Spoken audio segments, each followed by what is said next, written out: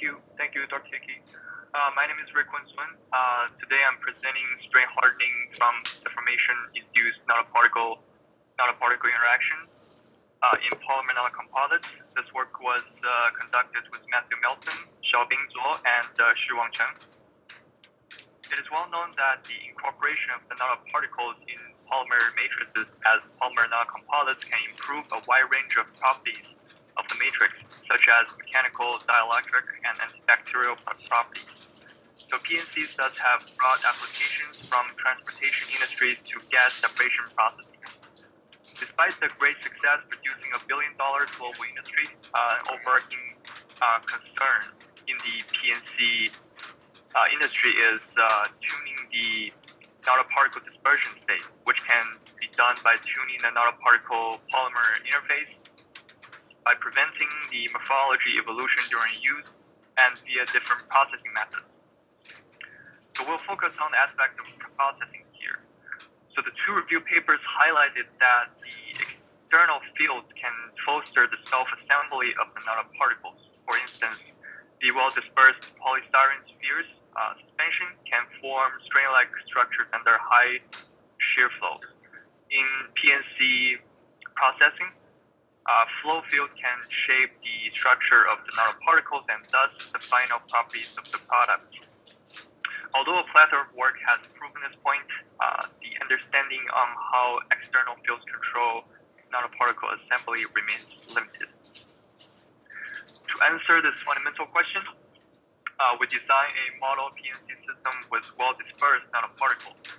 So we utilized two batches of mono-dispersed silica nanoparticles with radii of 9.3 and 12 nanometers, mono-dispersed poly 2-monopyridine with a average molecular weight of 100 kilograms per mole. It has 2 times of its radius gyration of 17.2 nanometers. The small angle X-ray scattering results confirmed that the well-dispersed state of the nanoparticles by showing plateaus at low Q regimes for all the PNCs, which is also confirmed by the TM images of the well-dispersed case. The characteristics peak QC can be identified from the structure factors to calculate the average center-to-center distance of the nanoparticles, DCC. And the PNC have volume fractions ranging from 4 to 8%. In the linear rheology spectra, there is little reinforcement in the transition and rubber plateau regimes, whereas the G prime and G double prime increase with the increasing loading at the low frequency regimes. Here, we define a parent terminal relaxation time as 1 over the frequency at the crossover between G prime and G double prime.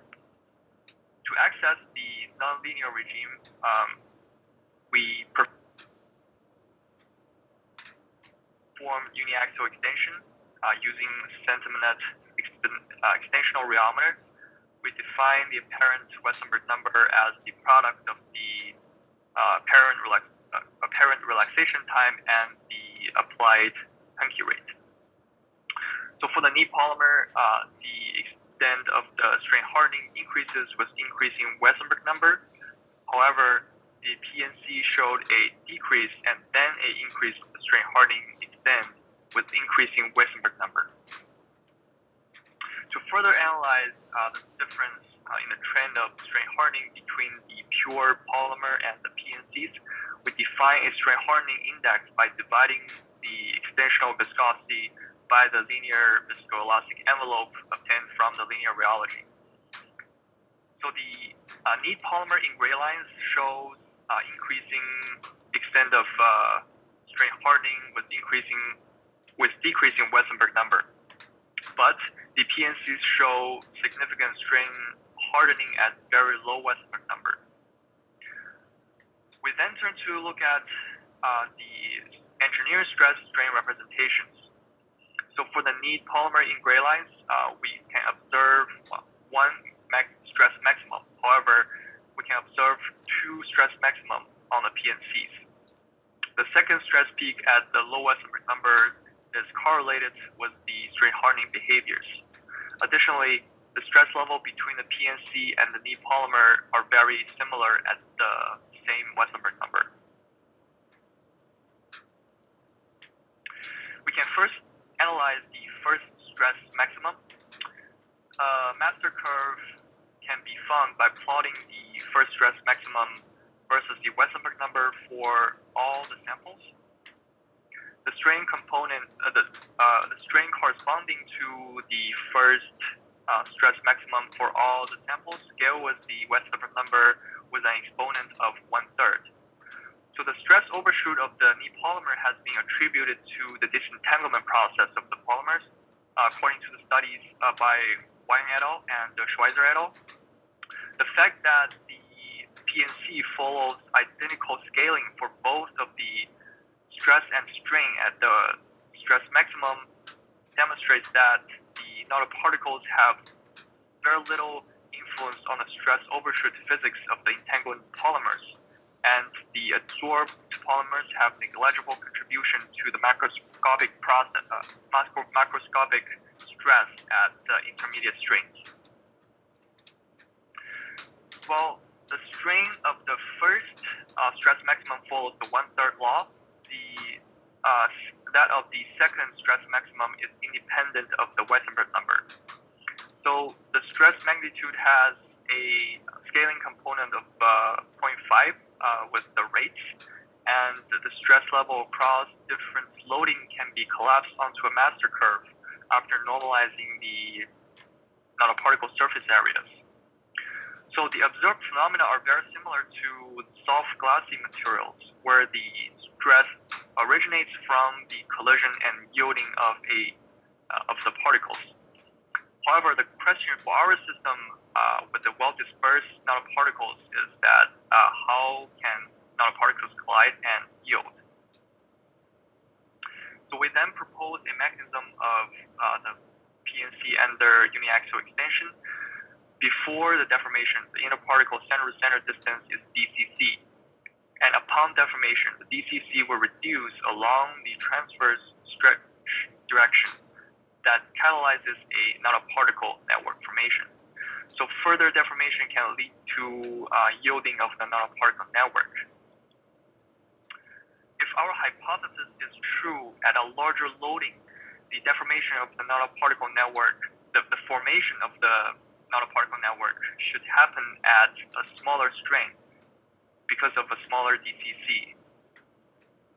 Indeed, we observe a change in the slope of the elongational viscosity with the strain, and its corresponding strain position decreases with the increasing nanoparticle loading. So at the lambda 0, the nanoparticles should contact each other according to a fine deformation, where DCC divided by 2 times of the RNP, and the square root of lambda should be close to 1. And indeed, we observe that for the PNCs. In addition, we performed ex situ small angle X-ray scattering experiments on the pre-stretched PNCs. So analysis of the structure factors can tell us the DCC of the nanoparticles in both stretching and the transverse stretching directions. In the transverse stretching direction, DCC approaches to the value of 2 times RNP at lambda 0, and then stays relatively unchanged upon further deformation, confirming the formation of the nanoparticle network. So my colleague Matthew Melton's talk at 1:40 p.m. today at the Central Time in the same section will review more evidences of the nanoparticle rearrangement under deformation from imaging techniques of SEM. So to conclude this work, at large deformation, the stress maximum associated with the polymer disentanglement is barely affected by the presence of the nanoparticles at dilute limit. The adsorbed polymers have negligible contributions to the macroscopic stress at intermediate strains, and the deformation can actually induce a nanoparticle aggregation, which whose yielding actually will result in an additional stress maximum at the lower strain. And at last, we want to acknowledge ORAU and Argonne National Laboratory. Thank you for your time. I'm happy to take any questions. Great, thank you. Nice talk. Any questions from the audience? I have a quick question. So your second point here, absorbed polymers have negligible contribution to the macroscopic stress at intermediate strains. Why is that? Why does that happen? Yeah, so if you look at slide 7, we found that if we plot the first engineering maximum versus the Weissenberg number, apparent Weissenberg number, all the P and C can fall onto the same master curve with the polymers.